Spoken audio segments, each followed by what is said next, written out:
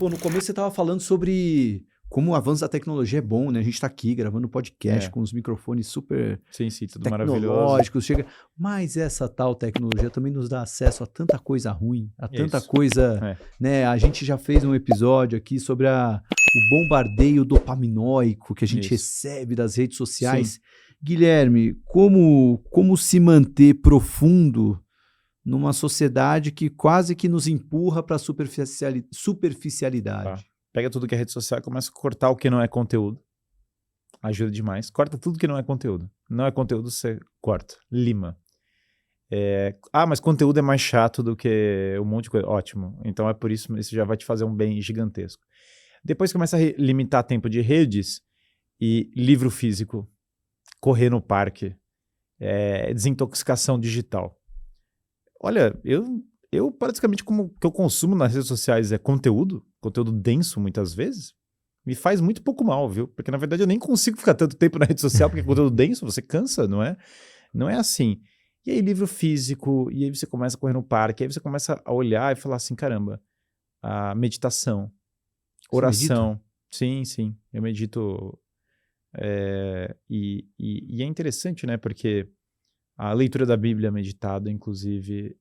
E aí, só de você começar a fazer isso, o caos começa a se dissipar na sua vida. E a sua vida que parecia horrível, você está bem hidratado, você está meditando, você está em harmonia com Deus, e você só tem conteúdo na rede social, a sua vida dá um salto de qualidade tão insano.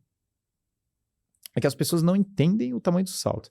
Eu estava dando uma formação para jovens, né, esses dias, porque os meus alunos, é engraçado, né, orbita entre os donos de empresa, que é muito trabalho em busca da verdade, e na internet chega muita gente jovem, buscando bons conselhos, então tem esses dois extremos, assim, né? Muita gente, 40, 50, 60, é o padrão dos alunos do Em Busca da Verdade, né? Tem por aí. Mas desculpa, a sua audiência, ela é bem dividida entre jovens e adultos? A minha audiência é bem dividida em geral. Porque a nossa, ela é predominantemente 45 mais. A gente tem um público mais novo, mas a gente tem mais gente com mais de 60 anos. Toda a minha comunicação para empresários é nessa faixa etária. O Em Busca da Verdade, todos os alunos são dessa faixa etária. Por que é assim? Porque normalmente a pessoa que é empresária e bem-sucedida e tem dinheiro para investir, fazer outras coisas, é a pessoa mais velha. Isso é estatisticamente verdadeiro. Só que eu tenho um outro trabalho também, que quando você comenta cultura em geral, e melhora pessoal, atrai também os jovens, bem jovens, tipo de 20 anos. Minha audiência, ela é, na verdade, dividida mais ou menos em 3. Um terço é da minha geração millennial. Terço... quantos anos você tem? Eu tenho 34 anos. Tá. Então, um terço é dessa fase dos 30, um terço é dessa faixa dos 40 e tantos, 50, e um terço é a geração Z, até 25. Então, é bem dividido em 3, assim. Mas 66% é 30 para cima. De qualquer maneira, tem esse público dos jovens. Eu estava dando essa formação para jovens. E uma coisa, ainda mais jovens que querem virar líderes e querem ter esse trabalho de destaque e tal. E uma coisa engraçada, um dos jovens mandou e falou assim, não, é que eu fico muito cansado, e aí eu caio nos vícios, na pornografia, no açúcar, no jogo. Aí eu falei, você já cogitou que é a pornografia, o açúcar e o jogo que estão te deixando cansado e não o contrário? Não é que você está cansado e está compensando com isso, é que isso está sendo a fonte do seu cansaço. E eu acho que isso acontece com muitas pessoas. Não é que o cara está achando que ele está cansado e ele está repousando, sendo imerso na tecnologia, na rede social. Na verdade, o que está acontecendo aqui é que a rede social está cansando ele e ele não está enxergando isso. Então, se ele troca essa relação e fala, cara, deixa eu me desintoxicar um pouco disso daqui e voltar um pouco para a realidade, a própria relação da pessoa com a rede social melhora. Então, eu acho que aqui é um termo de inversão de papéis, entendeu? Muito profundo, porque é até paradoxal, né, Guilherme? Porque bem ou mal a gente cresce por causa do nosso alcance nas redes sociais, né? Sim. Mas, obviamente, a gente traz, muitas vezes até... Sabe, foi uma conversa com um investidor que é assinante nosso, que a gente fez um relatório, a gente tem nossas empresas que a gente investe, se eu não me engano é um relatório sobre Mills, uma empresa que a gente gosta, que a gente tem um relatório de 30 páginas sobre ela. E eu falei, poxa, eu estava ali querendo que a gente montasse um relatório que coubesse num print de celular ali para o cara poder ler em 1 minuto e tal, não sei o quê.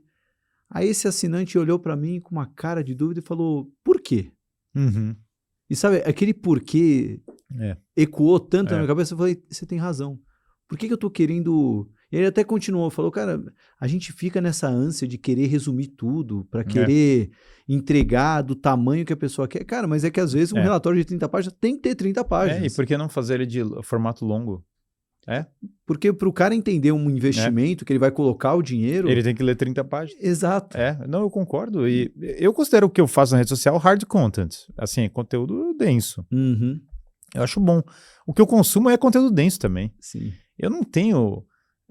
eu não acho que vai fazer bem para minha vida consumir. Eu prefiro consumir um podcast de 2 horas, que eu vou ouvindo no carro e eu vou diluindo, nem que eu tenha que diluir ele pela semana toda, do que ficar ouvindo, do que assistir um Reels estúpido em grandes quantidades. Sabe que um tempo...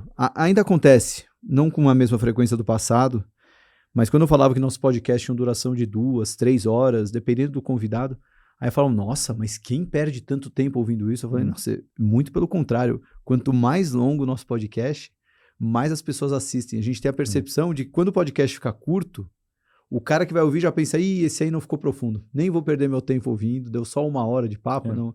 Então, felizmente, a gente tem conseguido atrair um pouco desses... o Lex Fridman foi o Jeff Bezos foi no Lex Fridman, e aí ele perguntou, não, porque a Amazon entrega rápido. E chegou uma hora que o Jeff Bezos falou assim, não, Lex, eu assisto seu podcast porque é longo. Eu assisto porque é lento e longo. Uhum. E é engraçado isso, né? Quer dizer, as pessoas também têm sede de conteúdo profundo. Eu acho que tinha que apostar nisso. Sim, sim. Eu, sem dúvida, toda hora aposto na razão das pessoas, na capacidade delas de melhorar. Acho que tem os seus malefícios, mas apostar na capacidade intelectual das pessoas, no entanto, é muito melhor. É muito melhor apostar que as pessoas que estão ouvindo, elas têm plena capacidade de seguir e de absorver conteúdos profundos, mesmo que elas sofram no processo. É muito melhor do que nivelar por baixo. Exato. Nivelar por baixo é o problema do mundo atual. Exatamente.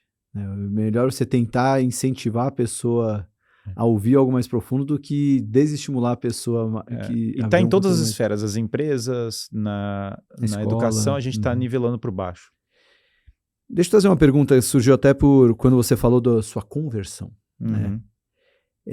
O que a religião te ajudou a enxergar que a filosofia sozinha não resolvia? Sim, é claro que tem uma sinergia entre as duas coisas, né? Acho que muito da filosofia aponta para a religião e vice-versa. Eu acho que são muito complementares as duas coisas. Mas, com certeza, a religião me ajudou a enxergar um caminho de salvação da alma. A ideia de que existe um destino eterno e um propósito. A filosofia já aponta para um propósito maior. A filosofia tem demonstrações da existência de Deus. Mas a filosofia não tem um caminho tão claro de como você se conecta com esse Deus, ou como você conhece esse Deus. Deus, na filosofia, a filosofia aponta toda hora para Deus. Se você ler a filosofia de Aristóteles, de Platão, dos antigos romanos, o que seja, ela sempre aponta para Deus. Mas na religião você tem um caminho prático, concreto de como se conectar com esse Deus e um caminho para salvar a sua alma. É a pergunta de São Pedro, né? Ele fala, para onde nós vamos? Só você tem o caminho da salvação. E essa pergunta é fundamental para mim. Quer dizer, no limite, conhecer muito lógica não vai salvar minha alma. E é por isso que é necessário apontar para algo maior. E eu acho que tudo que acontece no mundo, sei lá, quando você... Tem um amigo meu que ele olhou a ilha do Epstein e ele falou, entendi, o demônio existe. E se o demônio existe, Deus existe. E eu entendo o que ele quer dizer. É porque você vai entender muito melhor o mundo como uma batalha espiritual do que de forma plenamente materialista. Se você olha do mundo de maneira materialista, você vai entender algumas coisas. Mas quando você fala, caramba, não, existe o mal, mas existe a redenção dos homens e existe a eternidade, simplesmente você entende muito melhor a realidade do que você entendia antes.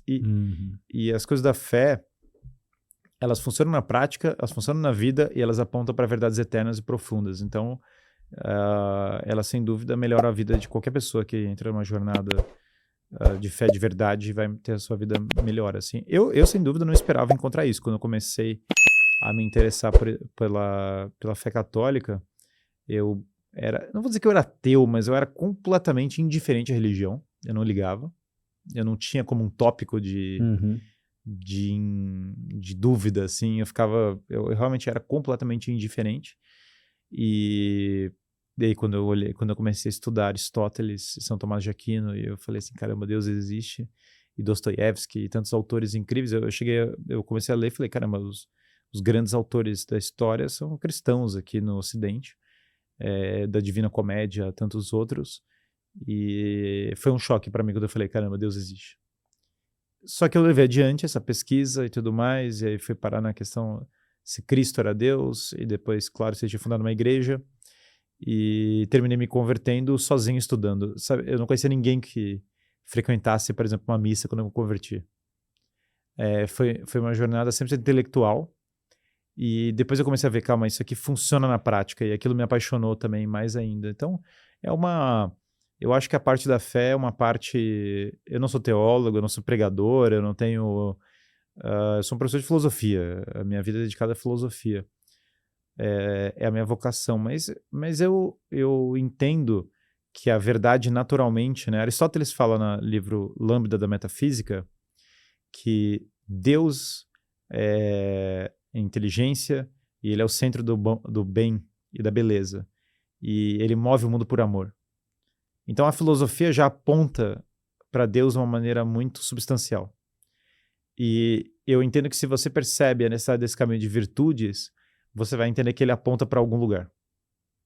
E isso vai trazendo a pergunta da fé de maneira quase que inevitável. Eu acho que até que é uma jornada muito comum, eu vejo muitos alunos e eu passei por ela, que você entende problemas da economia, porque você pensa em coisas materiais, em primeiro lugar, natural, você tem que pagar suas contas, você tem que resolver a sua vida financeira.